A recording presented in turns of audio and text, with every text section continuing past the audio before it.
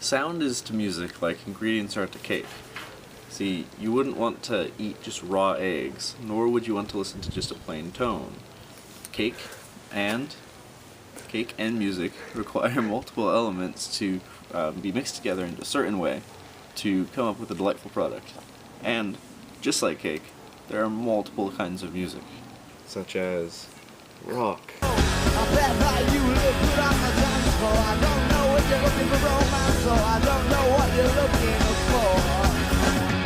classical,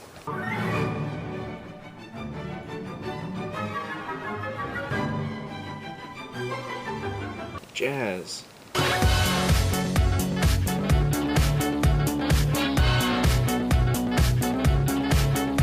and dubstep.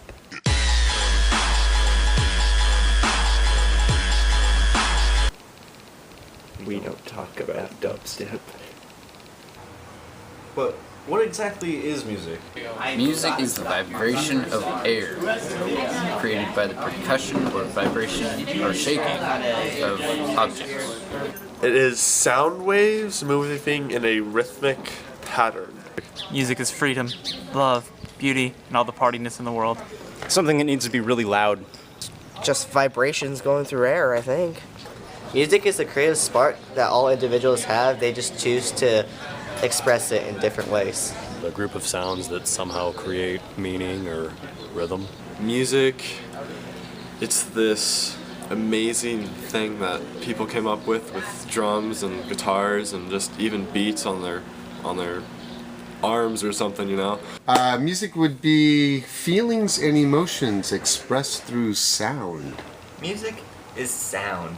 But what exactly is sound? Sound is waves.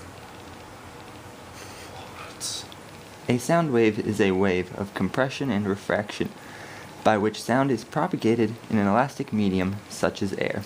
There are two different kinds of sound waves. There are harmonic and inharmonic sound waves.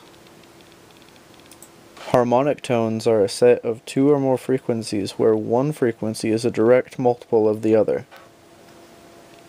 Non-harmonic tones are a set of two or more frequencies that are slightly out of sync. This causes spots of destructive and constructive interference. The most harmonic tones are octaves, which are frequencies that are at a 2-to-1 ratio to each other. So like 100 megahertz and 200 megahertz. The frequency or pitch of a stringed instrument is determined by the equation frequency is equal to 1 divided by length times diameter times the square root of tension divided by pi times density. To play a stringed instrument, you can either pluck, strum, or, in the case of a piano, hit the string to make it vibrate.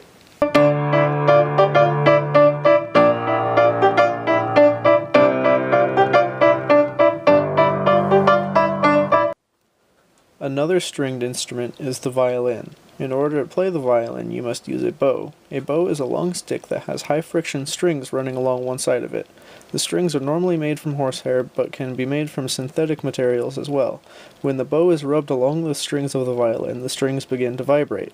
Each string is tuned to a specific frequency, but those frequencies can be changed by shortening the length of the string. Many instruments use a fretboard or fingerboard to shorten the length of the string. When a string is pressed down, it will produce a higher note, and the lower you get on the fretboard, the higher the note will be. Stringed instruments have nodes at both ends of the string. When the string is pressed against the fretboard, it gains another node. Now it has 3 nodes and 2 antinodes. Antinode, antinode. As I move my finger down the fretboard, it decreases the length of this antinode, which also decreases the wavelength, which increases the frequency. So,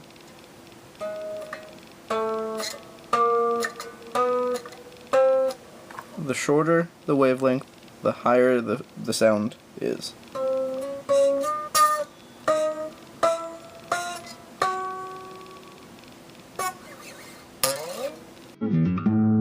Here we see guitar strings from the inside of the guitar itself. The strings do not actually vibrate like this, but it is a good visual representation of how each string vibrates at a different frequency.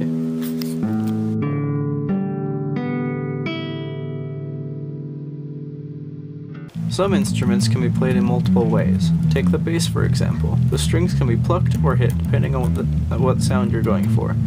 Instruments that have multiple playing styles are generally only stringed instruments.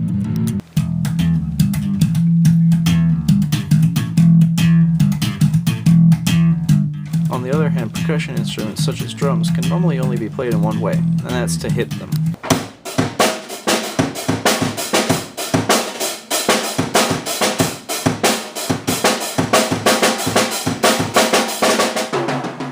When a drummer hits a drum, a chaotic chain of events occur. The moment the stick hits the drum deforms and warps. This causes vibration within the drum.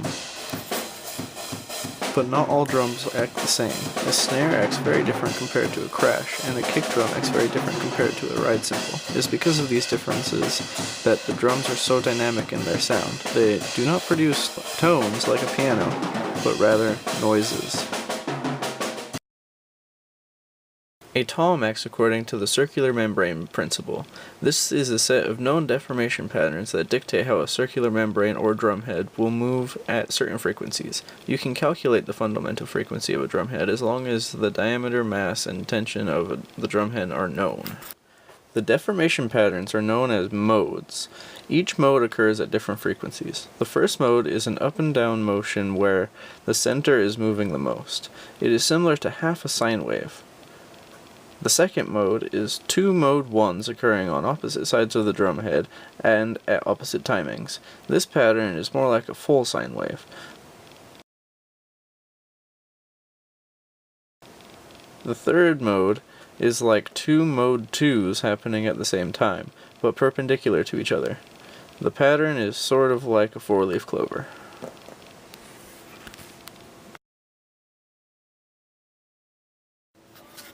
The fourth mode is more like a donut shape, where there is a circle going up and a circle going down at the same time.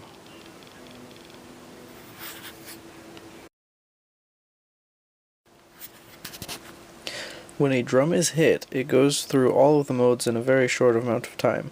Because the vibrations are not an even pattern, the drum does not produce a tone, but rather a noise. The reason that a tom sounds different than a bass drum is that they resonate at different frequencies. They both go through all of the modes of circular deformation, but they do not go through them at the same speed. A crash cymbal is very much different compared to a tom, in that it has nothing holding its edges. Because the edges are able to move freely, they vibrate much faster. This causes a higher tone, and the cymbal deforms in a very different way.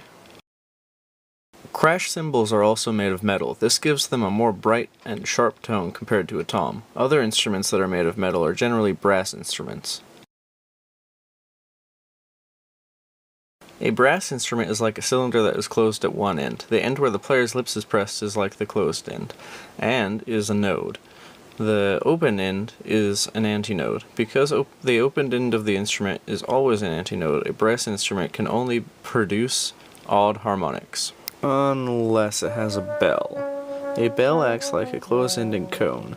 Because a cone is able to resonate at all the frequencies of an open-ended cylinder, it is possible to counteract the fact that a closed-ended cylinder can only produce odd multiples of the fundamental frequency.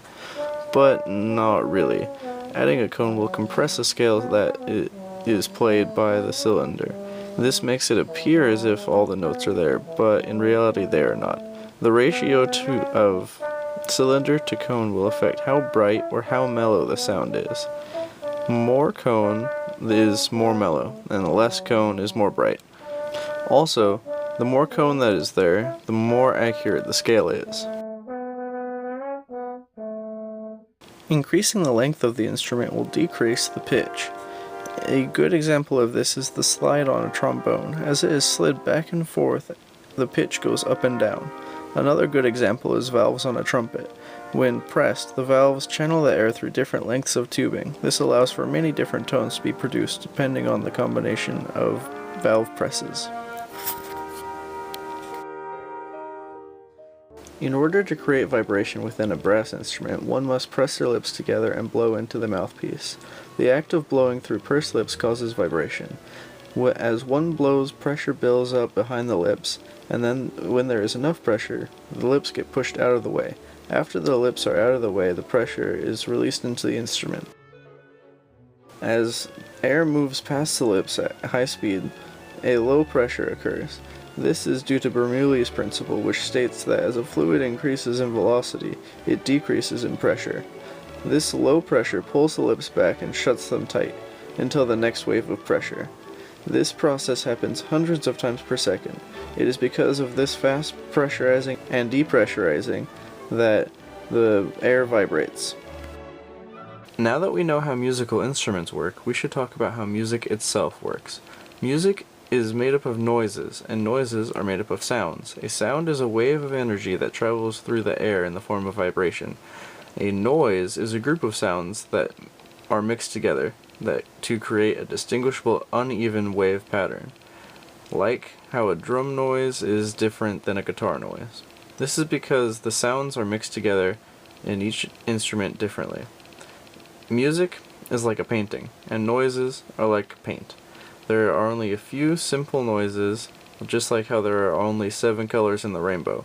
These simple noises on their own are boring and not very pleasant to listen to, but when they are mixed together with different shades and patterns and volumes, it turns into a collection of elements that work together to form a great piece of art.